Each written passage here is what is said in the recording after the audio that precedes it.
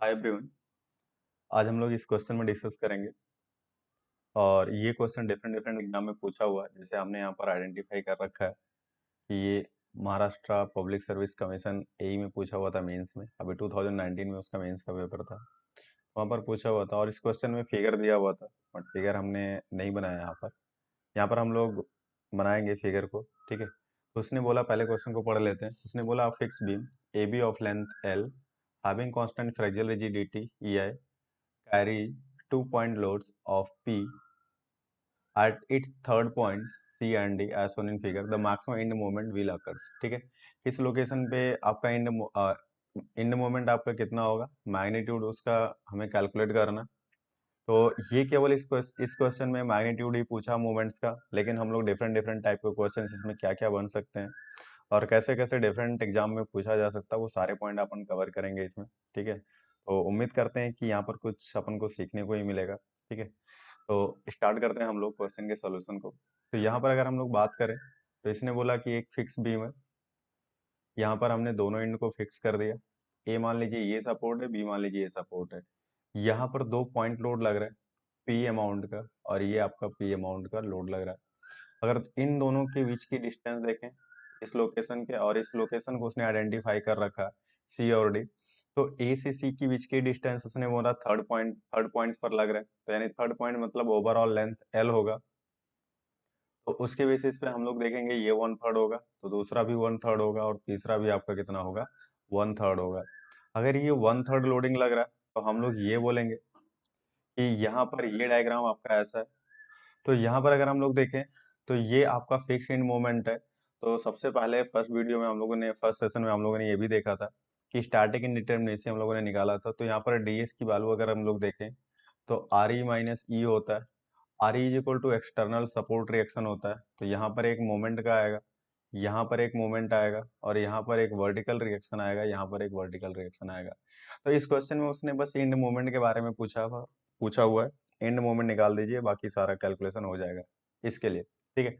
तो यहाँ पर हम लोग मान लेते हैं इसको एम एफ ए बी नाम दे रहे हैं, मतलब fix end moment at A to B, और इसका नाम दे रहे हैं एम एफ बी ए। इसका नाम होगा M F B A. Fix, F stand for fix, M stand for moment, fixed moment from B to A, यानी बी सपोर्ट से हम लोग ए सपोर्ट की तरफ देखेंगे, ठीक है। तो यहाँ पर आर ई की वैल्यू अगर हम लोग देखें 4, ठीक है, और ई की वैल्यू होगा तो 2। ई का डिस्क्रिप्शन आपका होगा समेशन आपका F Y is equal to 0, summation of moment equal to 0 होगा, ठीक है। तो यहाँ पर अगर हम लोग डीएस की बात करें तो यहाँ पर आर ई माइनस ई हो जाएगा, तो यहाँ पर हो जाएगा 4 minus two is equal to 2, ठीक है। तो अगर हम लोग यहाँ पर देखें तो टू अननोन अभी भी ज्यादा है हमारे पास, ठीक है। तो इसका मतलब ये स्ट्रक्चर जो गिवन है वो T2 डिग्री से इनडिटर्मिनेट है, ठीक है। इट मीन्स हम लोग कह सकते हैं, it means the given structure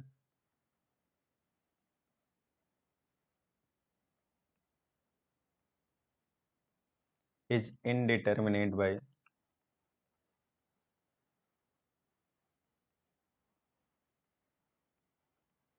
2 degree, ठीक है। तो ये 2 डिग्री से इनडिटर्मिनेट है। तो हम लोगों ने वहां पर एक कॉन्सेप्ट सीखा था फर्स्ट सेशन में कि अगर कोई इनडिटर्मिनेट स्ट्रक्चर है और वो भी स्टैटिकली हो, तो हम लोग वहां पर कंपैटिबिलिटी कंडीशन लगाते हैं और कंपैटिबिलिटी कंडीशन से हम लोग सॉल्व करेंगे। अगर हम लोग यहाँ पर कंपैटिबिलिटी कंडीशन लगाने जाएंगे तो हमारे पास बहुत ज्यादा टाइम लग जाएगा, ठीक है। तो उसके लिए हम लोगों ने उसमें उस सेशन में ये सीखा था कि कुछ हमारे पास कॉन्सेप्ट है जिसको हम लोग याद कर लें तो डायरेक्टली हम लोग उस क्वेश्चन को हैंडल कर सकते हैं, ठीक है। तो यहाँ पर उसी सेशन को हमें याद करना है।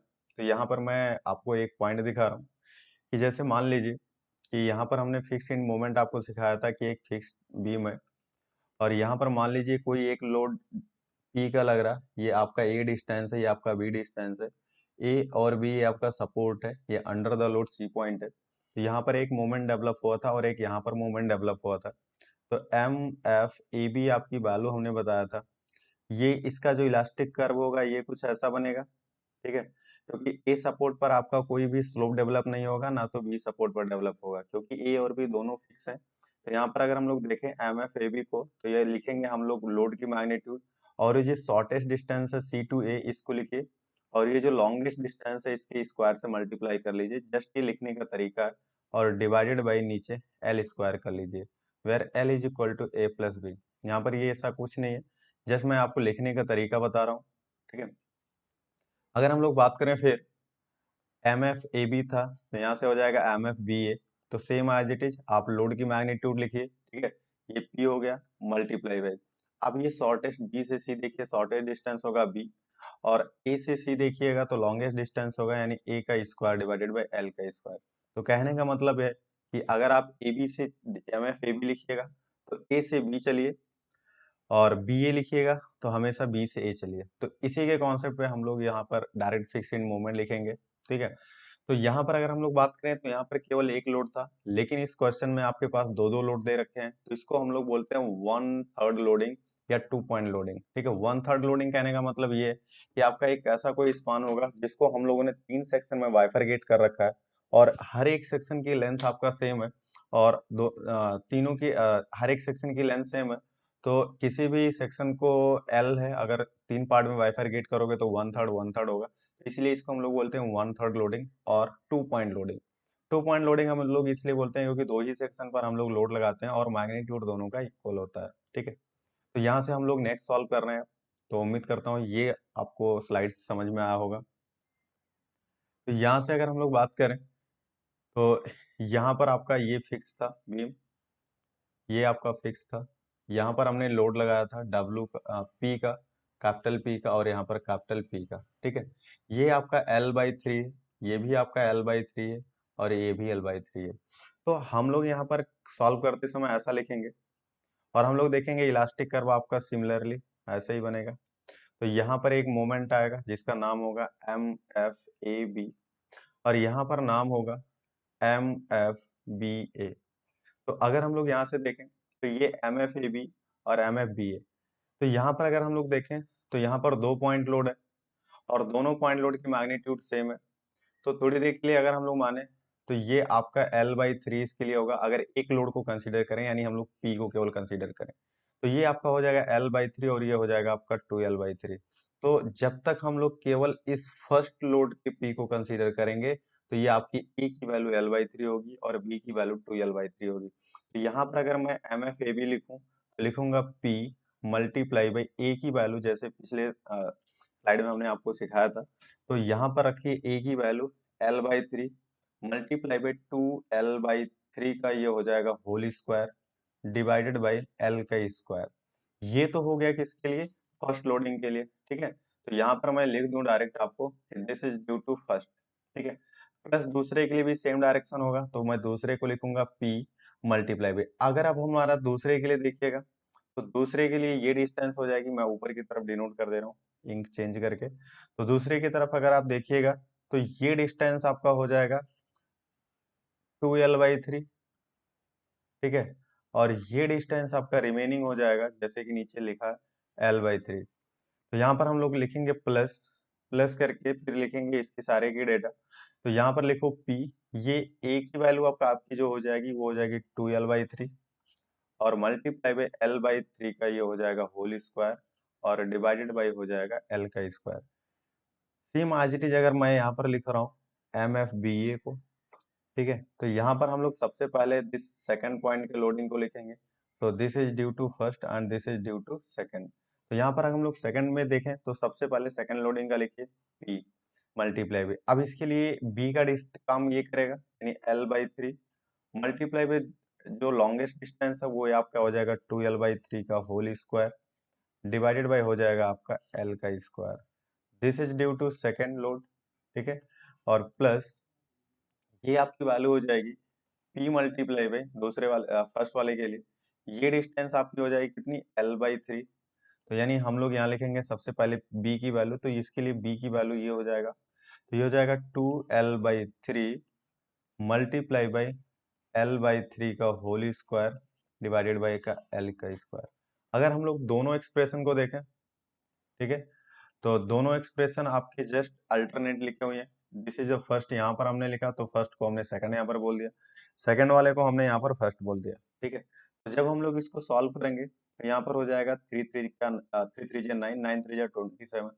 तो यहाँ से हो जाएगा P L cube divided by L का स्क्वायर, और मल्टीप्लाई बाई 2 जा 4, 4 डिवाइडेड बाई 3 3 जा 9, 3 जा 27।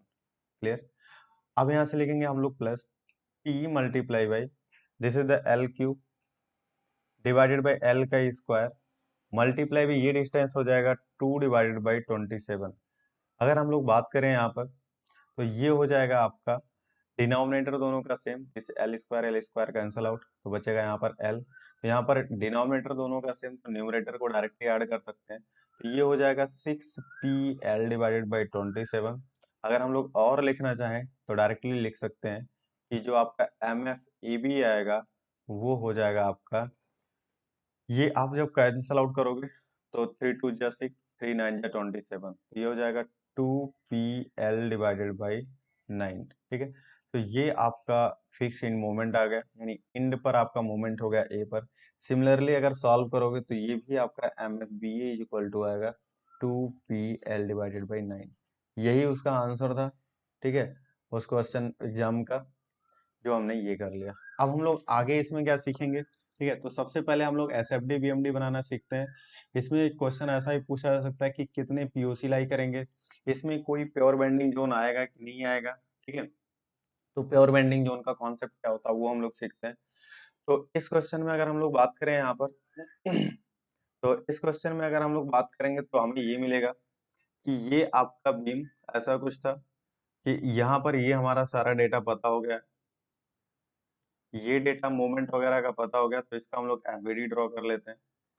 मोमेंट हमें पता चल गया, ये वैल्यू हो जाएगी 2pl डिवाइडेड बाई 9, और यहाँ से भी ये वैल्यू हो जाएगी 2pl डिवाइडेड बाई 9। ठीक है, यहाँ से आपका आएगा va और यहाँ से आएगा आपका vb। यहाँ से अगर हम लोग देखें तो ये लोड आपका हो जाएगा p, और यहाँ पर भी एक लोड लग रहा है p का। इसके बीच की डिस्टेंस l/3, इसके बीच की distance l/3 and this also distance is equal to l/3। अगर हम लोग यहाँ पर ये आपका सपोर्ट रिएक्शन भी है, तो अगर हम लोग यहाँ पर m नेट निकालें तो जितना ये क्लॉकवाइज उतना ये एंटी क्लॉकवाइज दोनों काउंटर बैलेंस कर लेगा, तो m नेट इक्वल टू 0। सो हम लोग ये कह सकते हैं कि ये जो हमारा नेट मोमेंट आया, यानी ए और बी पर जो मोमेंट आ रहा है, इसकी वजह से कोई भी वर्टिकल सपोर्ट रिएक्शन डेवलप नहीं होगा। ठीक है, तो उसकी वजह से हम लोग ये कह सकते हैं नेट मोमेंट आपका 0 होगा। तो वी ए और वीबी के रिस्पेक्ट में अगर हम लोग देखें तो यहाँ पर देख लेंगे सिमेट्रिक, तो इस लोड को आप इसको ट्रांसफर कर दीजिए और बी को आप लोड ट्रांसफर कर दीजिए, तो वीए और वीबी की वैल्यू आपकी पी आ जाएगी। ठीक है, और वीए और वीबी की मैग्नीट्यूड दोनों का सेम हो जाएगा। तो हम लोग यहाँ पर अब एसएफडी ड्रॉ करेंगे। अगर हम लोग एसएफडी देखें तो सिमिलरली यहाँ पर ए पर आपका वर्टिकल डायरेक्शन में लग रहा, तो आप वर्टिकल डायरेक्शन में जाइए, नो डाउट। इस दोनों सेक्शन के बीच में आपका लोड का कोई कोई एक्सटर्नल लोड नहीं है, तो डायरेक्टली हम लोग एक हॉरिजॉन्टल लाइन खींचेंगे। ठीक है, यहाँ पर अगर हम लोग देखेंगे तो एक डाउनवर्ड लोड लगा है, तो यानी जितनी मैग्नीट्यूड ये है उतने मैग्नीट्यूड ये भी है।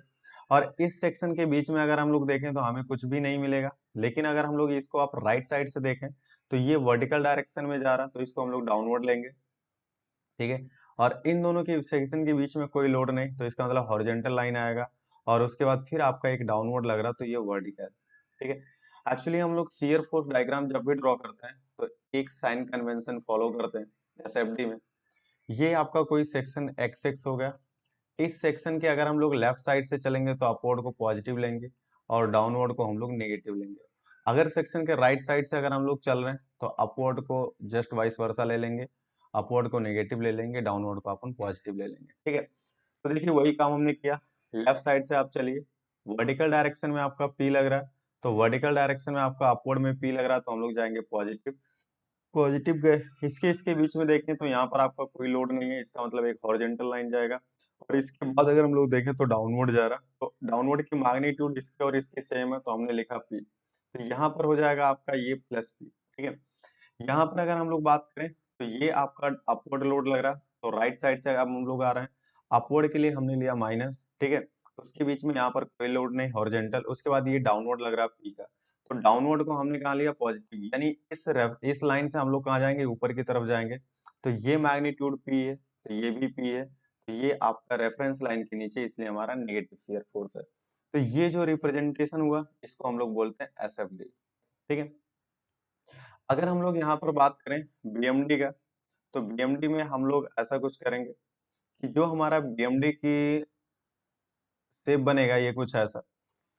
सबसे पहले हम लोग देखेंगे ए पर आपका, ये आपका ए सपोर्ट, ये आपका बी सपोर्ट, ए पर भी फिक्स था और बी पर भी फिक्स था। तो हम लोग यहाँ पर ये देखेंगे कि ए पर जब फिक्स था तो यहाँ पर एक हॉगिंग मोमेंट आएगा और बी पर भी एक हॉगिंग आएगा। हॉगिंग मतलब नेगेटिव बेंडिंग मोमेंट। तो जब भी हम लोग बीएमडी ड्रॉ करते हैं तो कॉन्सेंट्रेटेड मूवमेंट होता है। तो उस सेक्शन में या तो आप ऊपर जाओगे या तो नीचे जाओगे। ठीक है। तो यहाँ पर हम लोग जानते हैं कि जो सपोर्ट मूवमेंट होते हैं वो हॉगिंग नेचर के होते हैं। तो यहाँ पर हम लोग सडन नीचे की तरफ जाएंगे। ठीक है। और यहाँ पर हम लोग नीचे की तरफ जाएंगे। अब उसके बाद यहाँ पर देखेंगे तो शियर फोर्स आपका पॉजिटिव है और शियर फोर्स यहाँ पर आपका इन दोनों सेक्शन के बीच में कांस्टेंट है। हम लोग जानते हैं कि जो स्लोप ऑफ बीएमडी होता है, यानी slope of BMD is equal to होता है किसी भी सेक्शन पर आपका शियर फोर्स। यानी हम लोग ये कह सकते हैं D M X by D X is equal to लिखते हैं वी एक्स। ठीक है। तो यहाँ पर अगर हम लोग देखें तो यहाँ पर पॉजिटिव शियर फोर्स है और कुछ साइन कन्वेंशन वगैरह होते हैं। तो इस वीडियो में मैं आपको इतने शॉर्ट में आपको नहीं सिखा पाऊंगा, बट जितना ट्राई कर रहा हूँ आप देख लीजिए। ठीक है। तो यहाँ पर अगर हम लोग बात करें कि आपकी जो शियर फोर्स होगा, अगर शियर फोर्स आपका पॉजिटिव है, ध्यान से सुनना, अगर शियर फोर्स आपका पॉजिटिव है तो बेंडिंग मोमेंट का जो रोटेशन होगा वो आपका होगा एंटी क्लॉकवाइज। ठीक है। अगर आपका शियर फोर्स ये नेगेटिव आता है तो जो हमारा बेंडिंग मोमेंट का रोटेशन होता है वो होता है आपका क्लॉकवाइज। बस इतना ध्यान रखना, बाकी मैं आपको सिखा दूंगा। ठीक है। यहाँ पर देखना कि बेंडिंग मोमेंट का जब भी हम लोग देखेंगे कि बेंडिंग मोमेंट का जो शियर फोर्स अगर पॉजिटिव है तो बेंडिंग मोमेंट डायग्राम जो होगा वो एंटी क्लॉकवाइज रोटेट करेगा। और जो आपका शियर फोर्स आपका जहां पर नेगेटिव होगा उस जोन में आपका क्या होगा, बेंडिंग मोमेंट आपका एंटी क्लॉकवाइज रोटेट करेगा। तो इस सेक्शन में अगर हम लोग देखें तो यहाँ पर हमारा क्या होगा कि शियर फोर्स आपका कांस्टेंट है। तो ये डायरेक्टली, अब आपका देखिए ये इंक्लाइंड लाइंस आपका होगा, यहाँ से आपका ऐसा होगा। ठीक है। और यहाँ पर अगर हम लोग बात करें तो यहाँ पर ये एंटी क्लॉकवाइज क्योंकि पॉजिटिव शियर फोर्स और यहाँ पर आपका नेगेटिव शियर फोर्स, तो यहाँ पर हमारा रोटेशन जो होगा वो क्लॉकवाइज होगा। ठीक है। तो यहाँ पर पॉसिबिलिटी है हमारा कि ये स्ट्रक्चर हमारा ऐसा बनेगा, हो सकता है बीएमडी का शेप ऐसा बन जाए। लेकिन अगर हम लोग इस जोन के बीच में देखें, यानी ये यहाँ पर हमने नाम दिया था इसको सी डी पोर्शन, सी और डी में हमारा जो भी आपका शियर फोर्स है वो हमारा जीरो है। सो दोस्त हम लोग जानते हैं कि जब भी आपका D M X by D X C D के बीच में अगर मैं लिखूं तो इसको लिख सकता हूँ D M X by D X is equal to V X equal to zero. इसका मतलब एक पर्टिकुलर जोन में आपका जो स्लोप है वो जीरो है। जब आपका स्लोप जीरो होता है तो हमारी रेफरेंस लाइन यानी हॉरिजॉन्टल लाइन के वो पैरेलल होता है। तो अगर मैं बात करूं तो यहाँ पर कुछ ना कुछ एक पॉजिटिव बेंडिंग मोमेंट आएगा, वो एक कांस्टेंट होगा। और आप इस लाइन को और इस लाइन को मिला दीजिए, ये बन जाएगा आपका बीएमडी बन जाएगा। ठीक है। तो ये सारा डेटा आपका पॉजिटिव होगा और ये डेटा आपका नेगेटिव होगा, ये डेटा आपका नेगेटिव होगा। तो ये डेटा हो गया आपका, आपने निकाला था अभी 2PL डिवाइडेड बाई 9। इस डेटा को भी आपने निकाला था 2PL डिवाइडेड बाई 9। ठीक है। तो अगर हम लोग बात करें कि यहाँ पर जो आपका 2PL बाई 9 होगा वो आपका 2PL बाई 9 इस एंड पर आ रहा है। तो ये बताइए यहाँ से यहाँ तक अगर आप इस रीजन से इस रीजन यानी सीडी रीजन में देखिएगा तो बेंडिंग मोमेंट कांस्टेंट है। और इस सारे रीजन को हम लोग क्या बोलेंगे, सैगिंग रीजन। ठीक है। तो ये रीजन कौन सा आपका, सैगिंग का। और इस सैगिंग में अगर आप देखिएगा तो मैक्सिमम बेंडिंग मोमेंट आपका कहाँ आ रहा है, आपका इस जोन में, यानी इस जोन में, यानी यहाँ से मैक्सिमम की वैल्यू आपकी इस जोन में आ रही है। अगर हम लोग देखें तो यहाँ पर आपका एक बेंडिंग मोमेंट आपकी कांस्टेंट है इस पर्टिकुलर सी और डी जोन में, और पर्टिकुलर इस जोन में आपका शियर फोर्स आपका जीरो है। सो दोस्त यहाँ से एक नया कॉन्सेप्ट निकल के आता है, ऐसा जोन जिस जोन में आपका शियर फोर्स जीरो हो और बेंडिंग मोमेंट आपका कांस्टेंट हो, ऐसे जोन को हम लोग प्योर बेंडिंग जोन बोलते हैं। तो ऐसा जोन, मैं रिपीट कर रहा हूँ आपको, ऐसा जोन जहां पर आपका शियर फोर्स आपका जीरो हो पर्टिकुलर एक सेक्शन के बीच में। ठीक है। और उस सेक्शन पर बेंडिंग मोमेंट की वैल्यू कांस्टेंट होती है, तो इस जोन को हम लोग बोलते हैं प्योर बेंडिंग जोन। ठीक है। तो यहाँ पर हम लोग बात किए कि यहाँ पर एक पॉजिटिव बेंड सैगिंग जोन हो रहा है और दो सपोर्ट के पास आपका हॉगिंग जोन हो रहा है। यानी ये जो जोन होगा ये आपका हॉगिंग होगा, ठीक है।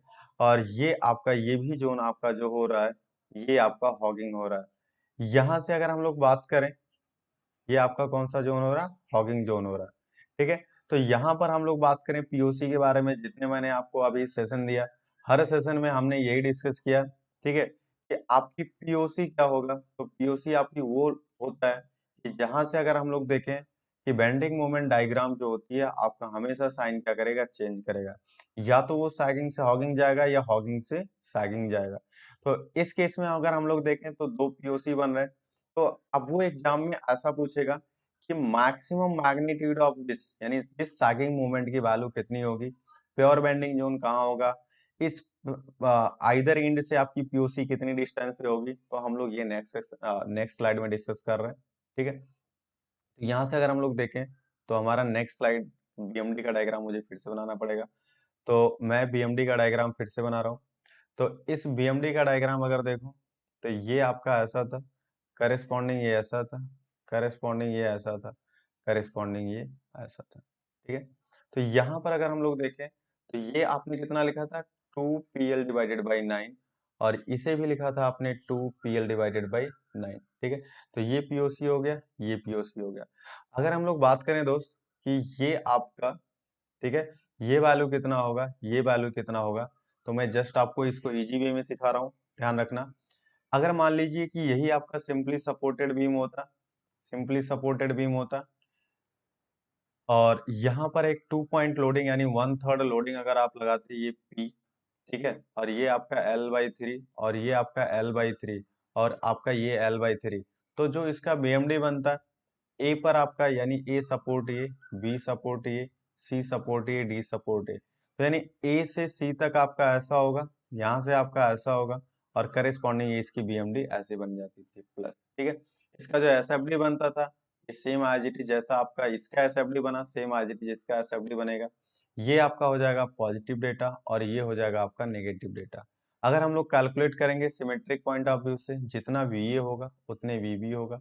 तो VA is equal to P होगा, VB is equal to P होगा, यानी VA और VB दोनों के मैग्नीट्यूड सेम होगा। तो अगर मैं दोस्त यहाँ पर देखूं, चाहे इस साइड पे देखूं, कि ये जो मैग्नीट्यूड आएगा यानी ये जो ऑर्डिनेट आएगा बेंडिंग मोमेंट का, ये अगर हम लोग निकालें तो ये P, ठीक है, और ये आपका कितना हो जाएगा, L/3। तो अगर हम लोग ऐसा कहें कि इस सेक्शन पर जो बेंडिंग मोमेंट, अभी हम लोगों ने स्लोप देखा था, तो dmx/dx इज इक्वल टू आपने क्या लिखा था, vx लिखा था। तो अगर मैं इसको इंटीग्रेट करूं तो dm is equal to vx multiply by dx, और इसको इंटीग्रेट कर दूं यहाँ से यहाँ तक, यानी जीरो से जहां तक आप जा रहे हो, ठीक है। यहाँ पर आपका जीरो, यहाँ पर आप मान लो m है, तो इसको भी आप डिस्टेंस को आप क्या करो, इंटीग्रेट कर दो 0 टू L/3, ठीक है। तो Vx की वैल्यू इस सेक्शन में P है, और dx का जब आप इंटीग्रेट करोगे तो x होगा, ये 0 टू L/3 होगा, और ये dm का है m minus zero equal to m, तो ये हो जाएगा PL/3, ठीक है। तो यहाँ से हमारा जो मैक्सिमम सैगिंग बेंडिंग मोमेंट होगा ये हो जाएगा आपका कितना, PL/3। अगर आप इससे मैथमेटिक्स नहीं समझते, ठीक है, कोई डाउट, कोई दिक्कत नहीं। अगर आप इसको नहीं जानते, मैं दूसरा मेथड आपको बता रहा हूँ। आप इस सेक्शन पे खड़े हो जाओ, क्योंकि हमें इसी सेक्शन में निकालना है। तो इस सेक्शन पे खड़े हो जाओ, इसके लेफ्ट साइड और राइट साइड जो सम ऑफ मोमेंट होगा यानी अलजेब्रिक सम ऑफ मोमेंट होगा, वो चाहे आप लेफ्ट साइड देखोगे चाहे आप राइट साइड देखोगे, दोनों साइड आपका सेम होगा।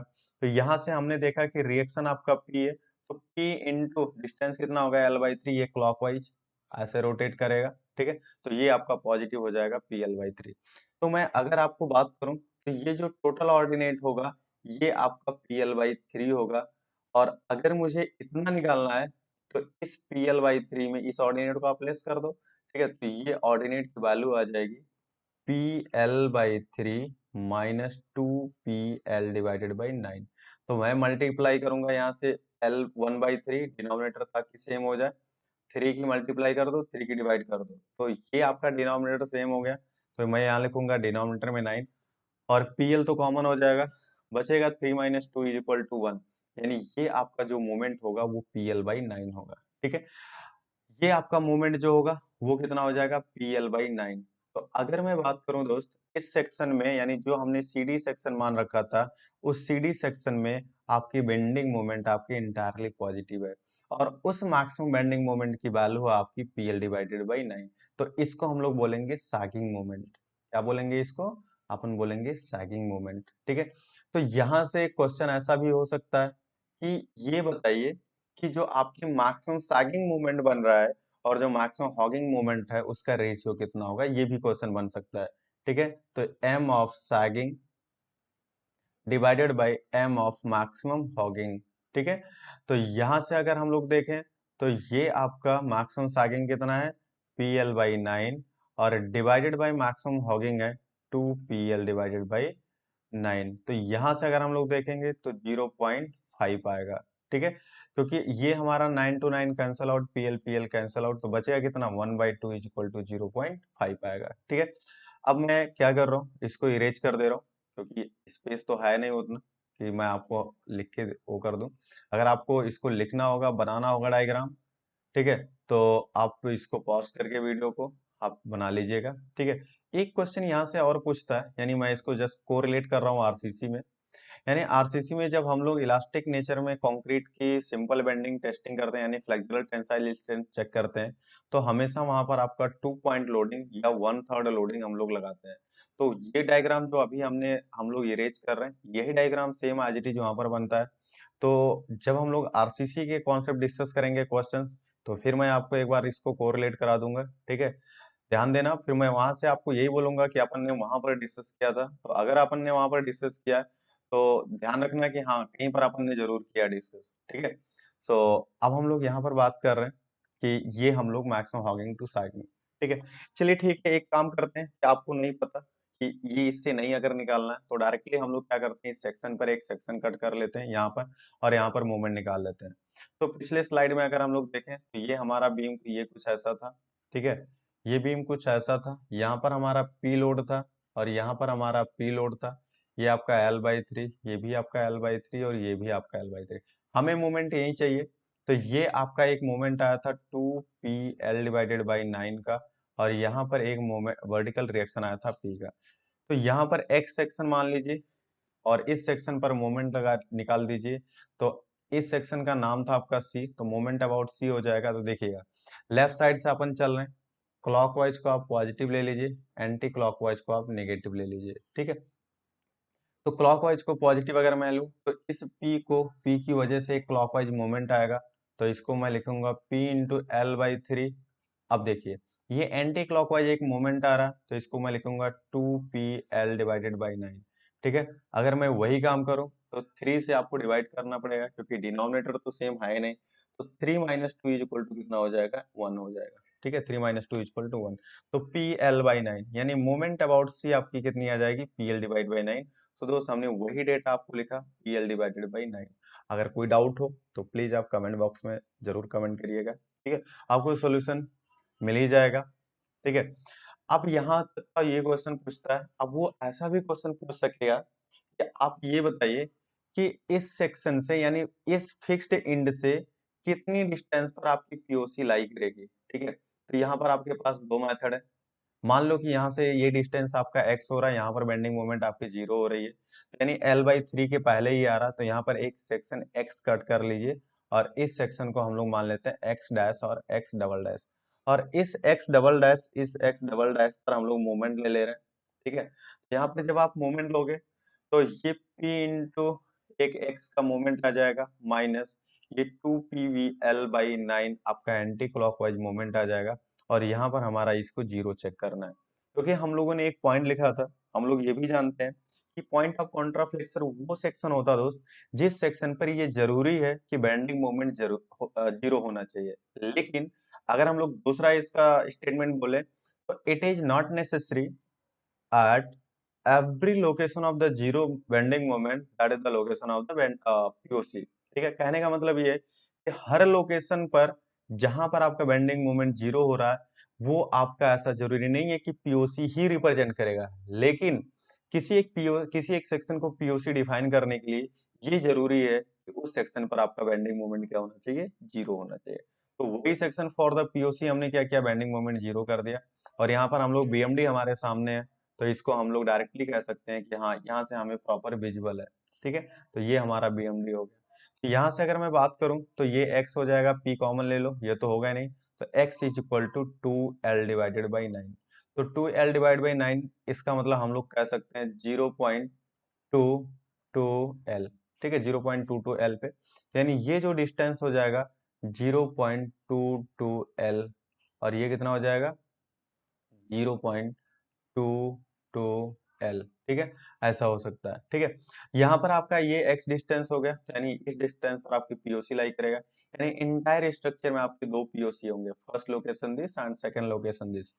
और ऐसा भी पूछ सकता है कि कौन इस एंड से, मतलब अगर आपको ऐसा ही पूछेगा वो, तो पूछेगा कि लेफ्ट एंड से आप बताइए POC की लोकेशन रेस्पेक्टिवली कितना होगा। रेस्पेक्टिवली कहने का मतलब ये है कि यहाँ पर एक बन रहा है, दूसरा ये बन रहा है, तो पहले का लोकेशन आप पहले बताइए, उसके बाद का लोकेशन यहीं से बताइए। अगर हम यहाँ से देखें रेस्पेक्टिवली वाला आंसर पूछेगा तो 0.22l पे पहला बनेगा, दूसरा हम लोग क्या करेंगे l माइनस 0.22 कर देंगे, तो हो जाएगा 0.78l पे बनेगा। क्लियर है? तो उम्मीद करता हूँ दोस्त ये सारे पॉइंट इसमें क्लियर है। ठीक है, ये हमने POC का लोकेशन वगैरह भी दिखा दिया। अब एक नेक्स्ट आपका जो कॉन्सेप्ट है वो प्योर बेंडिंग जोन का, प्योर बेंडिंग। ठीक है, तो यहाँ पर हमारा एक कॉन्सेप्ट होता है कि प्योर बेंडिंग जोन हम लोग किसको किसको बोलेंगे। पहला, क्या क्या कंडीशन है, तो कंडीशन आपका जो होना चाहिए वो फुलफिल होना चाहिए। तो पहला कंडीशन अगर हम लोग मान के चलें तो वहां पर पहला कंडीशन होना चाहिए कि बेंडिंग मोमेंट डायग्राम हमारी कांस्टेंट होना चाहिए। ठीक है, यानी हॉरिजेंटल होना चाहिए। दूसरी बात, शियर फोर्स हमारा क्या होना चाहिए, जीरो होना चाहिए उस पर्टिकुलर सेक्शन में। तो हम लोग ये हमेशा अपन सेक्शन की बात कर रहे हैं। ठीक है, एक पर्टिकुलर जोन की बात कर रहे हैं, सेक्शन नहीं कह सकते, इसको हमें जोन कहना पड़ेगा। ठीक है, इसको हमें जोन कहना पड़ेगा। इस इक्वेशन में अगर हम लोग देखें तो यहाँ पर हम लोग लिख रहे हैं zone.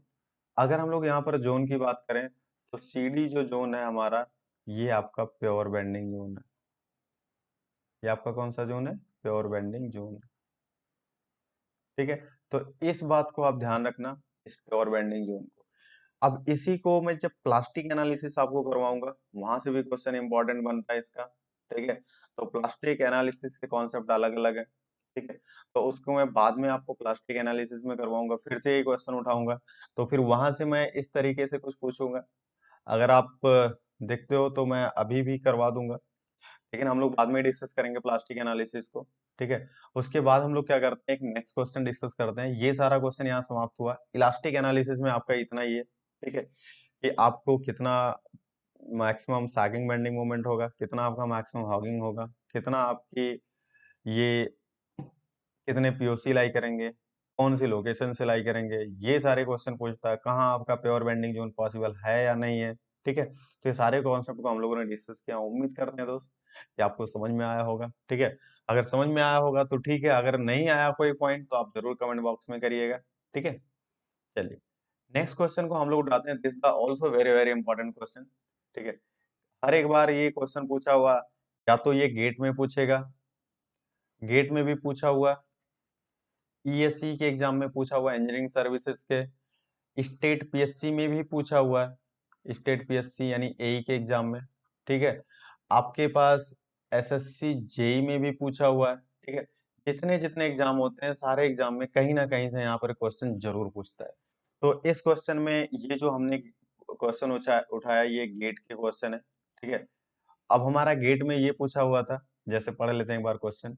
In the propped cantilever beam carrying a uniformly distributed load of the W newton per metre, यानी जो लोड इंटेंसिटी है W न्यूटन पर मीटर है। आपका as shown in figure, as shown in the following figure, the reaction at the B। ठीक है, तो इस बार ये क्वेश्चन रिएक्शन एट बी करके ना पूछा हुआ है इंजीनियरिंग सर्विसेज में। ये इसी को, इस एंड को अपन बोलते हैं प्रॉप्ड एंड, इस एंड को बोलते हैं अपन फिक्स्ड एंड। इस एंड को हम लोग बोलते हैं फिक्स्ड एंड और इस एंड को हम लोग बोलते हैं प्रॉप्ड एंड। ठीक है, तो यहाँ पर अगर हम लोग बात करें तो ये हमारा हो गया प्रॉप्ड एंड, ये हो गया हमारा फिक्स्ड एंड। तो यहाँ से अगर हम लोग बात करें A से B तक, तो वो ऐसा पूछेगा कि आप प्रॉप्ट रिएक्शन में बताइए या फिक्स एंड पर कितना मूवमेंट वगैरह होगा वो सब बताइए। तो सबसे पहले हम लोग बात करते हैं इसके डीएस की कैलकुलेशन करें। तो डीएस इज इक्वल टू हम लोग जानते हैं, यहीं से हम लोग उठाते हैं। डीएस की वैल्यू हम लोग जानते हैं कि हमारा होता है कितना, R E minus E. DS is equal to R E minus E. ठीक है। अगर हम लोग देखें तो यहाँ पर वर्टिकल एक्शन है, वर्टिकल एक्शन की वजह से यहाँ पर एक मोमेंट आएगा, एक वर्टिकल रिएक्शन आएगा। तो इसको लिखेंगे वी, इसको लिखेंगे वी बी। ठीक है। इसको लिखेंगे मोमेंट अबाउट ए। तो यहाँ पर देखें तो आर ई की वैल्यू हमारी 3 आ रही है। ठीक है। इसका नाम होगा V A comma V B comma moment about A. ठीक है। दूसरी बात अगर हम लोग देखें तो ई की वैल्यू दो इक्वेशन होगा, summation of F O Y is equal to zero, summation of moment about beam is equal to zero. Next thing अगर हम लोग बात करें तो D S is equal to आपका 3 - 2 इज इक्वल टू 1 आएगा। तो इसका मतलब हम लोग कहेंगे given structure is indeterminate, indeterminate by 1 degree. ठीक है। अगर ये 1 डिग्री से इनडिटर्मिनेट है तो आपको कंपैटिबिलिटी कंडीशन रिक्वायरमेंट होगी।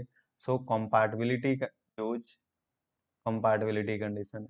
कंपैटिबिलिटी कंडीशन के लिए हमने पहला आपको सेशन बताया था, ब्रॉडली डिस्कस किया था कि दो सिस्टम के बीच में कंपैटिबिलिटी कंडीशन, कि दो सिस्टम के बीच में जो रिलेटिव मूवमेंट होता है वो हमेशा क्या होना चाहिए, आपका जीरो होना चाहिए। तो यहाँ से अगर हम लोग बात करें दोस्त, बी सपोर्ट एक रोलर सपोर्ट है, तो लोड कुछ भी लगा दो, अगर ये सपोर्ट लगा हुआ कोई भी सिंकिंग ऑफ सपोर्ट नहीं हो रहा, तो यहाँ पर ये जो डिस्प्लेसमेंट होगा वर्टिकल डायरेक्शन में डेल्टा बी का हमेशा जीरो होगा।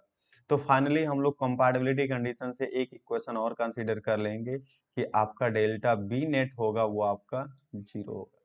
अब इस डेल्टा बी नेट के कहने का मतलब ये है कि इस फिगर को मैं थोड़ा सा इसका एबीडी डायग्राम बना रहा हूँ। अगर मैं इस फिगर को उठाऊं और इस फिगर में मैं लिखूं ऐसा कि ये हमारा यूडीएल का केस हो गया। ठीक है।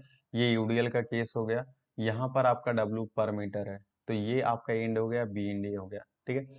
दूसरी बार अगर मैं इसी को प्लस करूं और ऐसा लिख दूं कि ये जो एंड था यहाँ पर एक वीबी का सपोर्ट रिएक्शन लग रहा है अपवर्ड की डायरेक्शन में, तो ये आपका ए एंड हो गया। ये लेंथ वगैरह दिया हुआ, प्रिज्मेटिक मेंबर प्रिज्मेटिक सेक्शन में दिया हुआ। प्रिज्मेटिक कहने का मतलब ये है कि थ्रू आउट लेंथ आपकी ये क्रॉस सेक्शनल पैरामीटर आई की वैल्यू कांस्टेंट रहेगा।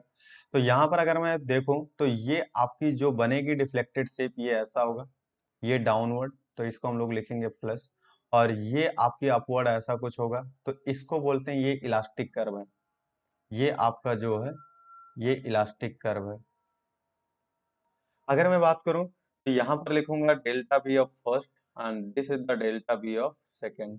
तो डेल्टा बी की वैल्यू अगर मैं जीरो कहूँ यहाँ पर तो मैं लिखूंगा delta B of due to first plus delta B of due to second is equal to zero.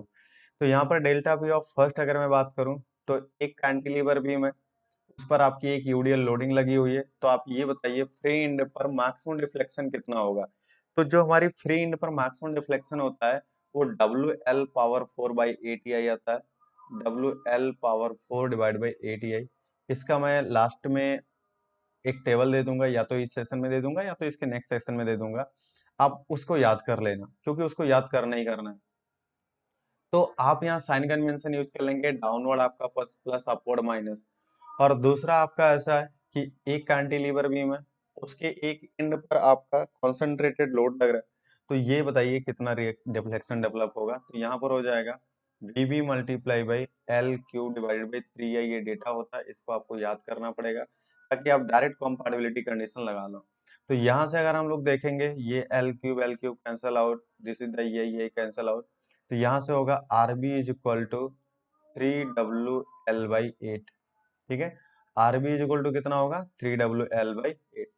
तो यहाँ पर अगर हम लोग बात करें कि जो हमारी नेक्स्ट ओवरऑल का था summation F Y is equal to zero, तो हम लोग कह सकते हैं sum of action equal to sum of reaction होना चाहिए। एक्शन आपका डाउनवर्ड लग रहा है और रिएक्शन आपका अपवर्ड लगेगा, यानी V A plus V B is equal to हम लोग कह सकते हैं कि ये वैल्यू आपकी कितनी होगी, डब्ल्यू एल का होगा।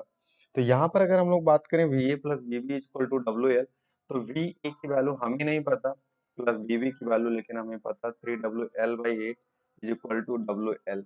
तो यहाँ से हम लोग VA की वैल्यू पाएंगे, ये आपका -3WL/8 होगा।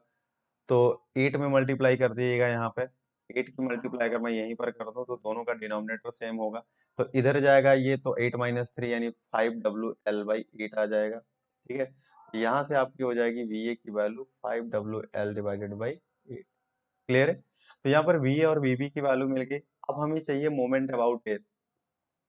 तो मैं क्या कर रहा हूँ, इसी क्वेश्चन को फिर से उठा ले रहा हूँ, और यहाँ पर मैं इसका सबसे पहले फिर से मैं लोडिंग डायग्राम बना रहा हूँ। ठीक है, लोडिंग डायग्राम आपका ऐसा कुछ है, ये वैल्यू आपको पता है, ये आपका 3WL/8 है, ये आपकी वैल्यू पता है 5WL/8 है, और यहाँ पर मैं एक मोमेंट ले ले रहा हूँ एंटी क्लॉकवाइज मान ले रहा हूँ। अगर आपका पॉजिटिव साइन आ गया इसका मतलब यही होगा, नेगेटिव आएगा तो इसका मतलब हमें चेंज करना पड़ेगा। दिस इज द W पर मीटर। ये इन दोनों के बीच की लेंथ आपकी कितनी हो गई, L हो गया। ठीक है, ये आपका A सपोर्ट, ये आपका B। तो यहाँ पर अगर हम लोग बात करें तो A पॉइंट के जस्ट पहले मैं आपको मोमेंट ले रहा हूँ और देख रहा हूँ कि एक कॉन्सेप्ट होता है कि किसी पर्टिकुलर सेक्शन पर आपका जो समान मूवमेंट होता है वो हमेशा जीरो होना चाहिए, या तो आप लेफ्ट टू राइट चलिए, राइट टू लेफ्ट चलिए। तो मैं ए पॉइंट के जस्ट पहले खड़ा हो गया कि लेफ्ट पोर्शन देख ले रहा हूँ। अगर लेफ्ट पोर्शन देख रहा हूँ तो यहाँ पर कोई बीम ही नहीं है, तो जब बीम नहीं है तो लोड नहीं होगा, और जब आपका लोड नहीं होगा तो आपका कोई मूवमेंट डेवलप नहीं होगा। तो मैं कह सकता हूँ सम ऑफ मूवमेंट अबाउट ए, और यहाँ पर एक स्टार वर्ड लगा दे रहा हूँ, इसका मतलब जस्ट पहले इज इक्वल टू जीरो। ठीक है, तो मैं राइट साइड से आपका मूवमेंट ले ले रहा हूँ। तो राइट साइड से जब आप मूवमेंट लोगे तो same as it is left side का जो आप लेते हो, यानी मैं साइन कन्वेंशन यहाँ पर बता दे रहा हूँ क्योंकि मूवमेंट आपका एक वेक्टर क्वांटिटी है, तो मैग्नीट्यूड और आपको डायमेंशन दोनों जरूरत है, डायरेक्शन दोनों जरूरी है। तो यहाँ पर लेफ्ट साइड से अगर हम लोग लेफ्ट साइड से चलेंगे तो क्लॉकवाइज को पॉजिटिव, एंटी क्लॉकवाइज को नेगेटिव, और राइट साइड से अगर हम लोग चलेंगे तो एंटी क्लॉकवाइज को नेगेटिव और एंटी क्लॉकवाइज को हम लोग क्या लेंगे, पॉजिटिव लेंगे। तो यहाँ पर मैं बात करूँ तो यहाँ पर हो जाएगा आपका 3WL/8। मैं यहाँ पर नीचे लिख रहा हूँ क्योंकि पेज की कमी हो जाएगी थोड़ी अभी। तो यहाँ पर मैं बात करूँ तो यहाँ से मैं ये कह सकता हूँ कि जो आपका ये moment about equal to zero होगा, तो 3WL/8 मल्टीप्लाई बाई एल, क्योंकि ये जो रोटेट करेगा ये एंटी क्लॉकवाइज रोटेट करेगा, माइनस यहाँ पर अगर हम लोग देखें तो WL मल्टीप्लाई बाई ये L/2, यानी एक पॉइंट लोड में कन्वर्ट कर दो, WL हो जाएगा, और यहाँ से डिस्टेंस ये हो जाएगा आपका L/2। ठीक है, तो WL मल्टीप्लाई बाई L/2 हो जाएगा, और यहाँ से अगर हम लोग देखें तो ए पॉइंट पर एक कॉन्सेंट्रेशन मोमेंट लग रहा है एंटी क्लॉकवाइज का, तो मैं इसको लिखूंगा MA। अब साइन कन्वेंशन, ये anti clockwise positive right side से चल रहे हैं, और ये आपका क्लॉकवाइज नेगेटिव, और ये ऑलरेडी एंटी क्लॉकवाइज है, plus VA multiply by zero, क्योंकि कोई परपेंडिकुलर डिस्टेंस मिलेगा ही नहीं, इक्वल टू जीरो। यहाँ से दोस्त अगर मैं देखूं तो ये हो जाएगा 3WL²/8 minus WL²/2 plus MA is equal to हो जाएगा जीरो। डिनोमिनेटर है नहीं इक्वल, तो मल्टीप्लाई और डिवाइड कर लीजिए। अब आपका डिनोमिनेटर इक्वल हो गया, तो 3 - 4 कितना हो जाएगा, यानी अगर मैं बात करूं MA यहाँ पर, तो इसको लिख सकता हूं मैं, ये आपका हो जाएगा data MA minus WL²/8 is equal to zero. तो डायरेक्टली हम लोग कह सकते हैं MA इज इक्वल टू आपका आ गया WL²/8। ठीक है, ये एंड पर आपका मोमेंट है, तो यहाँ पर आपका आ जाएगा WL²/8 का आपका मोमेंट, यानी एंड पर आपकी ये मोमेंट की वैल्यू आ रही है WL²/8। अब हम लोग क्या करते हैं, इस क्वेश्चन का SFD BMD ड्रॉ करते हैं और नेक्स्ट क्वेश्चन पूछते हैं क्या बनेगा। अभी राजस्थान पब्लिक सर्विस कमीशन का पेपर था RPSC का, तो वो डायरेक्ट पूछा था कि फिक्स एंड पर वर्टिकल रिएक्शन कितना होगा। ठीक है, तो ये हो जाएगा 5WL/8। तो इस क्वेश्चन को मैं फिर से यहाँ पर लिख ले रहा हूँ, तो ये हो जाएगा आपका 3WL/8, और ये हो जाएगा आपका 5WL/8, और यहाँ पर आपका मोमेंट हो रहा है WL²/8, और यहाँ पर लोडिंग लग रहा है W पर मीटर का। ठीक है, लोड इंटेंसिटी। अगर मैं इसका एसएफडी देखूं दोस्त, तो वही चीज हमने बताया कि ये अपवर्ड लोडिंग जा रहा था, पिछले में अभी पिछले स्लाइड में हमने आपको एसएफडी बीएमडी ड्रॉ करना सिखाया था। अपवर्ड जाएगा तो पॉजिटिव, ठीक है, और डाउनवर्ड जा रहा है तो नेगेटिव राइट साइड से, और इन दोनों के बीच में लोडिंग आपकी यूडीएल है। तो यहाँ पर आपका जो भी लोड इंटेंसिटी हर जगह सेम है, तो हम लोग जानते हैं D V X by D X is equal to W X बोलते हैं। इस लोड इंटेंसिटी को बोलते हैं slope of S F D, इसको हम लोग बोलते हैं slope of S F D. ठीक है, तो यहाँ से आपका हो जाएगा इंक्लाइन लाइन डायरेक्टली आपका स्लोप कांस्टेंट, यानी ये पॉजिटिव हो जाएगा और ये नेगेटिव हो जाएगा। ठीक है, तो ये हो जाएगा आपका 5W L/8 और ये हो जाएगा आपका 3W L/8। ये डिस्टेंस अगर हम लोग देखें कि location of the zero shear force कहाँ होगा, तो इसको पता करने के लिए हम लोग क्या कर सकते हैं, यहाँ पर सिमिलर ट्राइंगल रूल लगा लीजिए। ठीक है, यहाँ पर x मान लीजिए और ये आपका L-x मान लीजिए। तो यहाँ से अगर मैं देखूं तो ये थीटा और ये थीटा दोनों सेम होगा, तो यहाँ से सिमेट्रिक अगर हम लोग देखें तो 5W L/8 divided by L-x is equal to 3W L/8 divided by x। तो यहाँ से आपका ये WL कैंसिल, 8 to 8 कैंसिल हो जाएगा। तो जब आप कैलकुलेट करिएगा तो ये आपका हो जाएगा 5x is equal to 3L-3x हो जाएगा। यानी हम लोग कह सकते हैं x is equal to 3L divided by 8, यानी ये 5x है, 3x इधर आएगा प्लस हो जाएगा तो 3L/8 आ जाएगा। यानी ये वैल्यू आपकी x is equal to 3L/8 है। तो ये बताइए ये डिस्टेंस कितना होगा, 3L/8 माइनस L, यानी 5L कितना हो जाएगा, 8 हो जाएगा। तो यहाँ से अगर हम लोग देखें ये तो हमारा एसएफडी हो गया। अगर हम लोग बीएमडी ड्रॉ करें तो इसके नीचे ही एक्चुअली हमें ड्रॉ करना था। आई थिंक कि हमने ये सिखा दिया आपको कैसे निकालेंगे, तो मैं इस चीज को इरेज करके डायरेक्ट फिर से यहीं पर ड्रॉ कर दे रहा हूँ ताकि आपको बीएमडी भी समझ में आ जाए, अदरवाइज आपके लिए दिक्कत हो जाएगी। तो मैं ऐसा नहीं चाहता कुछ कि कोई प्रॉब्लम हो आपको वीडियो को समझने में। ठीक है, तो यहाँ से अगर मैं देखूँ तो इस चीज को मैंने इरेज कर दिया और आपको सोल्यूशन मिल गया। तो यहाँ पर अगर हम लोग बात करेंगे कि जो आपकी इसका बीएमडी बनेगा, देखिए बी इंड पर आपका 0 है क्योंकि सिंपली सपोर्टेड है, ए इंड पर कॉन्सेंट्रेटेड मूवमेंट है तो हॉगिंग होगा, और यहाँ पर अगर हम लोग बात करें तो यूडीएल है, तो यूडीएल की वजह से आपका ये ऐसा होगा, ये पॉजिटिव हो जाएगा और ये नेगेटिव हो जाएगा। तो यहाँ पर एक पीओसी होगा। ठीक है, तो यहाँ पर ए इंड होगा, ये आपका बी है, तो यहाँ पर पीओसी है। तो यहाँ पर हम लोग क्या कर रहे हैं, और यहाँ पर एक जोन होगा, यानी ये जोन जो होगा जहां पर आपका मैक्सिमम बेंडिंग मोमेंट लग रहा है, तो ये आपका हो गया WL²/8। ठीक है, तो यहाँ पर आप क्या करिए, एक सेक्शन एक्स एक्स कट कर लीजिए यहाँ से, यानी इस डिस्टेंस से आप एक एक्स डिस्टेंस कर लीजिए। तो यानी हम लोग लिखेंगे x is equal to 3L/8 पर mx इज इक्वल टू हो जाएगा maximum bending moment. x is equal to 3L/8 पर m इज इक्वल टू हो जाएगा मैक्सिमम बेंडिंग मोमेंट। तो इसके बेसिस पे अगर हम लोग यहाँ पर देखेंगे तो इस सेक्शन पर हमें एक बेंडिंग मोमेंट का सेक्शन कट करना पड़ेगा और उसके बेसिस पे हम लोग मोमेंट को लिखेंगे। तो यहाँ पर हम लोग देखें तो यहाँ पर mx equal to bending moment maximum हो जाएगा। तो इस सेक्शन पर अगर मैं mx लिखूं तो यहाँ से लिखूंगा राइट साइड से 3L/8 into x minus W into x multiply by x divided by 2। इसको मैं लिखूंगा यहाँ पर, तो ये हो जाएगा W इंटू एक्स, एक पॉइंट लोड में कन्वर्ट हो जाएगा, और ये हो जाएगा हमारा x/2 और ये हो जाएगा हमारा x/2।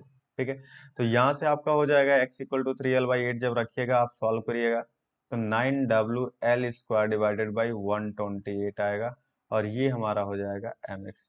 तो ये हमारा हो जाएगा maximum sagging bending moment. So maximum sagging bending moment की वैल्यू हो जाएगी 9WL²/128। अब वो क्वेश्चन ऐसा पूछ सकता है कि मैक्सिमम सैगिंग टू हॉगिंग का रेशियो कितना होगा, तो जैसा वो पूछेगा वैसा हम लोग कर लेंगे। ठीक है, तो अब फिर इस क्वेश्चन की हम लोग की मुलाकात होगी जब हम लोग प्लास्टिक एनालिसिस करेंगे। अब प्लास्टिक एनालिसिस में आपके एई जेई वगैरह गेट वगैरह के लिए इंपॉर्टेंट है। ठीक है, तो उस क्वेश्चन को मैं हम लोग फिर से करेंगे, बेसिक कॉन्सेप्ट सीख करके प्लास्टिक एनालिसिस को करेंगे क्योंकि वो जल्दी समझ में आता नहीं टॉपिक।